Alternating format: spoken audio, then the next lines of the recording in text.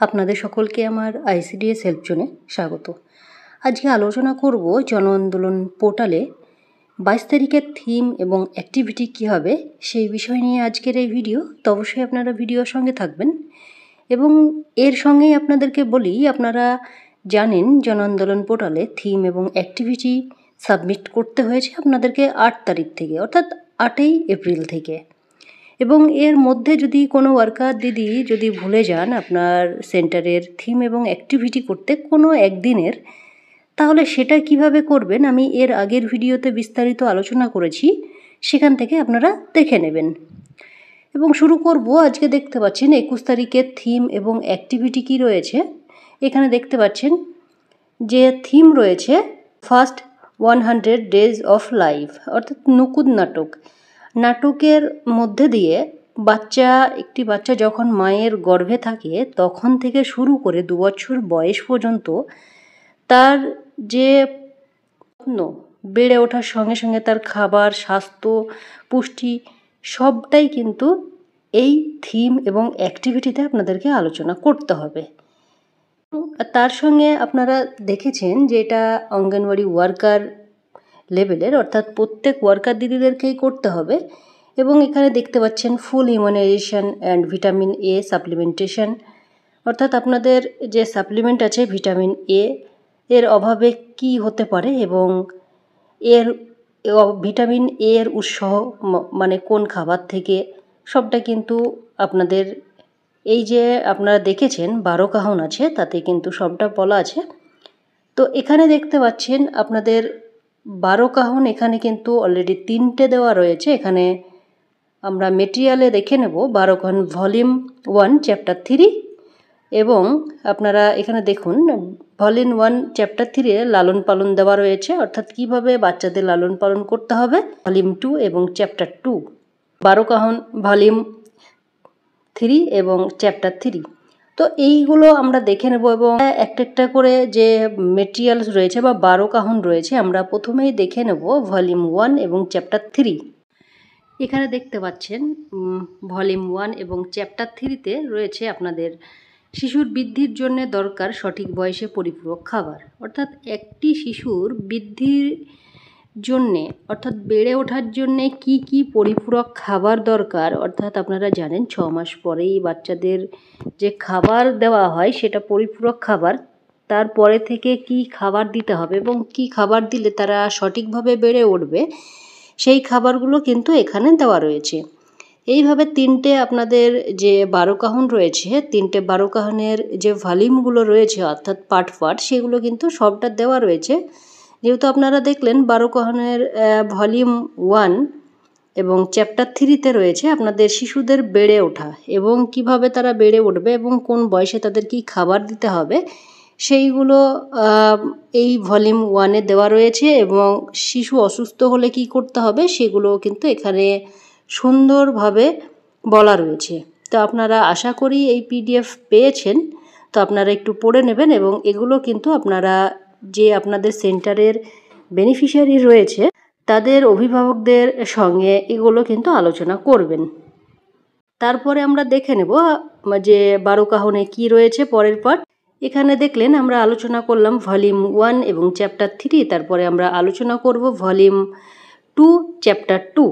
তো আমরা দেখে নেব ভলিউম 2 এবং চ্যাপ্টার 2-এ কী রয়েছে। দেখতে পাচ্ছেন 12 কাহন যে ভলিউম 2 এবং চ্যাপ্টার 2 রয়েছে, সেখানে আপনারা এখানে দেখতে পাচ্ছেন জন্মের পর সব টিকা সময় মতো নিলে মরণ রোগের হাত থেকে মুক্তি মেলে, অর্থাৎ জন্মাবার পরে বাচ্চাদের যে টিকাকরণগুলো রয়েছে সেগুলোর গুরুত্ব এবং সেই টিকাকরণের জন্য যা করণীয় সবটাই কিন্তু আপনারা এই 12 কাহন ভলিউম 2 এবং চ্যাপ্টার 2-এ পেয়ে যাবেন, এবং এর গুরুত্ব এবং এর নেওয়ার জন্যে টিকাকরণের জন্যে কি কি করণীয় রয়েছে সেগুলো কিন্তু আপনাদের যারা বেনিফিশিয়ারি রয়েছে তাদের অভিভাবকদের সঙ্গে এইগুলো কিন্তু আলোচনা করতে হবে।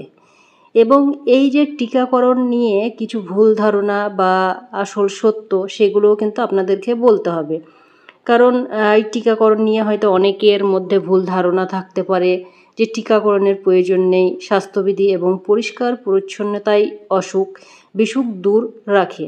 অনেকেই হয়তো ভাবতে পারে যে এই টিকাকরণগুলো দরকার নেই, পরিষ্কার বা পরিচ্ছন্নতা রাখলেই বাচ্চাকে তাদের রোগ বা অসুখ বিসুখ থেকে তারা দূরে থাকবে।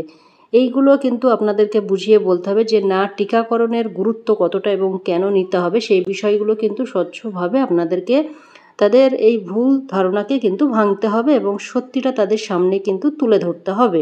বারোকাহন ভলিউম 2 এবং চ্যাপ্টার 2-এ কিন্তু আপনাদেরকে টিকাকরণের গুরুত্ব এবং অভিভাবক যারা রয়েছে তাদের মধ্যে যদি ভুল ধারণা থাকে সেগুলো কিন্তু আপনাদেরকে সঠিক ধারণা কিন্তু তাদেরকে দিতে হবে।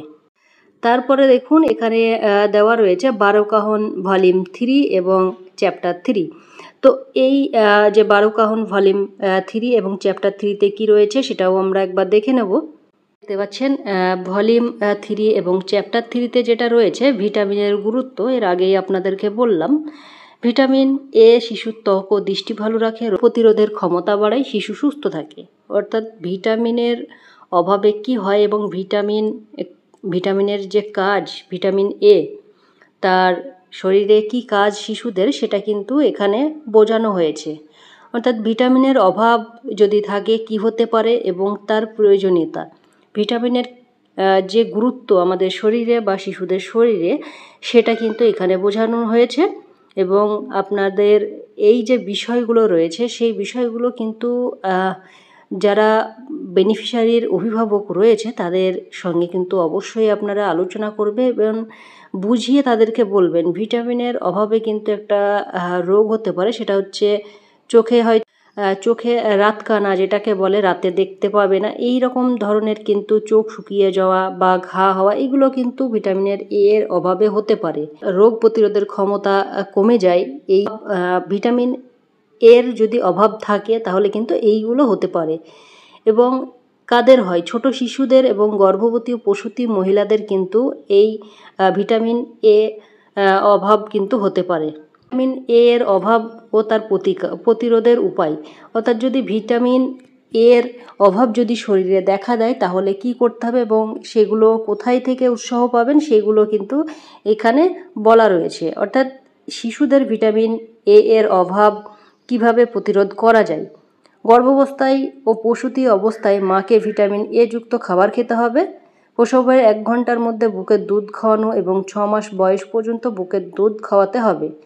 অর্থাৎ বুঝতেই পারছেন, গর্ভবতী মহিলা বা প্রসূতি মা যখন থাকবে বাচ্চা, তখন তাদের ভিটামিন এ যুক্ত খাবারগুলো কিন্তু খাওয়াতে হবে। অর্থাৎ ভিটামিন এ যে খাবারে রয়েছে সেই খাবারগুলো কিন্তু গর্ভবতী প্রসূতি মহিলাদেরকে বেশি করে খেতে হবে, যাতে শিশুর ভিটামিনের এর অভাব যেন না হয়। এবং বাচ্চাদেরকে 6 মাস পর্যন্ত মায়ের বুকের দুধ খাওয়াতে হবে, তাহলে কিন্তু ভিটামিনের যে অভাব সেটা কিন্তু অনেকটাই দূর করবে। এইভাবে অনেকগুলো বিষয় রয়েছে, সেগুলো আপনারা তুলে ধরবেন এবং এই পিডিএফে যেগুলো আছে আপনারা ভালো করে পড়ে নেবেন, তারপরে কিন্তু আলোচনা করবেন। ভিটামিন এ এর উৎস, অর্থাৎ ভিটামিন এ কোথায় থেকে পাবো এবং কি খাবার থেকে পাবো সেটা কিন্তু এখানে দেওয়া রয়েছে। এখানে দেখুন, বুঝতে পারবেন, আপনাদেরকে আমি একটু জুম করে দেখাচ্ছি। ভিটামিন এ উদ্ভিদজাত উৎস, দেখুন এখানে সবুজ ও পাতাযুক্ত সবজি, মূলত গাজর, পেঁপে, কুমড়ো, আম, কমলা, লেবু প্রভৃতি। মাখন খেতে হবে। এবং দেখুন প্রাণীজাত উৎস কি আছে এখানে, যকৃৎ, ডিম, মাছ, দুধ, দুগ্ধজাত খাবার, দই, মাখন, এইগুলো। অর্থাৎ আপনারা এই খাবারগুলো কিন্তু ভিটামিন এ এর অভাব হলে কিন্তু এই খাবারগুলো বেশি করে খেতে হবে এবং এই খাবারের মধ্যে ভিটামিন এর পরিমাণটা কিন্তু বেশি থাকে, বা এখান থেকে আপনারা সেই ভিটামিনের অভাব কিন্তু এর অভাব দূর করবে। আমরা দেখে নেব যে এই 22 তারিখের যে প্রোগ্রাম রয়েছে আপনাদের জন আন্দোলন পোর্টালে, সেখানে কিন্তু আমরা মেটেরিয়ালসে দেখেছি অনেকগুলো কিন্তু আপনাদের নাটক বা অনেক বিষয় কিন্তু আলোচনা রয়েছে। আমি অলরেডি 3টে বলে দিলাম এবং আরেকটি আলোচনার বিষয় রয়েছে সেটা ড্রামা, আমি সেটাও দেখে নেব সেই ড্রামাটা কি আছে। এখানে দেখতে পাচ্ছেন যে নাটক আপনাদেরকে বলছিলাম, সেই নাটক এখানে দেওয়া রয়েছে মা হওয়ার আগে ও পরে।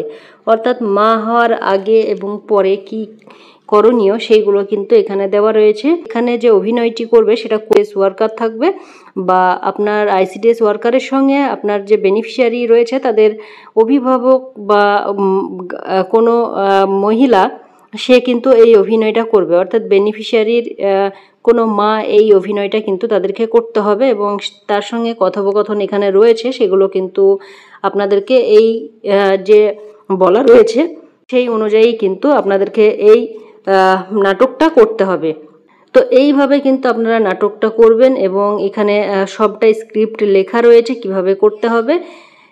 একটি মা হওয়ার আগে এবং পরে তার যে যত্ন সেটা কিন্তু সবটাই কিন্তু এখানে দেওয়া রয়েছে এবং কি করতে হবে, কি করণীয়, তার খাদ্য অভ্যাস, তার বিশ্রাম সবটা কিন্তু এই নাটকের মাধ্যমেই কিন্তু অভিনয় করে দুজন কিন্তু দেখাবে। তারপরে আমরা দেখে নেব যে এই যে আপনারা প্রোগ্রামগুলো করবেন সেন্টারে বা বেনিফিশিয়ারিদের সঙ্গে আলোচনা করবেন, সেটা করার পরে আপনাদেরকে জন আন্দোলন পোর্টালে তুলতে হয়। সেই জন আন্দোলন পোর্টালে কী থিম এবং কী অ্যাক্টিভিটি সাবমিট করবেন সেটাও আমরা একবার জন আন্দোলন পোর্টালে গিয়ে দেখে নেব। প্রথমে দেখছেন আপনারা যে অপশানটি বেছে নেবেন ফোকাস অন ফার্স্ট 100 ডেজ, এই যে অপশানটি রয়েছে সেটাকে আপনারা সিলেক্ট করে নেবেন থিম হিসাবে 22 তারিখের জন্য। তারপরে আপনারা যেহেতু সেন্টার লেভেলের অবশ্যই এখানে নিজ নিজ সেন্টার আপনারা সিলেক্ট করে নেবেন। তারপরে যেটা করতে হবে অ্যাক্টিভিটিতে এসে এখানে দেখতে পাচ্ছেন অনেকগুলো অ্যাক্টিভিটি রয়েছে। এখান থেকে আপনার প্রথমকার যে অপশান রয়েছে সেই অপশানটা আপনারা অ্যাক্টিভিটি হিসাবে 22 তারিখের আপনারা সিলেক্ট করে দেবেন। অর্থাৎ আপনারা এখানে থিম সিলেক্ট করলেন, থিমও প্রথমকার অপশান এবং অ্যাক্টিভিটিও প্রথমকার অপশান। 22 তারিখের জন্য আপনারা অবশ্যই থিম অ্যাক্টিভিটি আপনারা সিলেক্ট করে দেবেন। সিলেক্ট করে দিয়ে আপনারা সাবমিট করবেন এবং চেষ্টা করবেন যতটা পারবেন আপনারা ফটো সাবমিট করার। এবং অনেকেই বলেছেন যে নিজের সেন্টারের থিম অ্যাক্টিভিটি সাবমিট হয়েছে কিনা কিভাবে দেখব, আমি নেক্সট ভিডিওতে আলোচনা করব। তার সঙ্গে ফটো আপনারা কিভাবে সাবমিট করেছেন সেটাও কিভাবে দেখবেন আমি পরবর্তী ভিডিওতে, এই দুটো ভিডিও নিয়ে নেক্সট ভিডিওতে আপনাদের সঙ্গে আলোচনা করব। কারণ এই ভিডিওতে এমনিতেই আপনারা দেখতে পাচ্ছেন ভিডিওর অনেকটাই বড় হয়ে গিয়েছে, তো আমি সেটা নিয়ে আলোচনা করছি না। নেক্সট ভিডিওতে অবশ্যই এই দুটো বিষয় নিয়ে আমি আবারও আসছি। তো এখানে দেখতে পাচ্ছেন 22 তারিখের থিম অ্যাক্টিভিটি আপনারা এই যে সাবমিট করলাম এইভাবেই কিন্তু আপনারা সাবমিট করে দেবেন।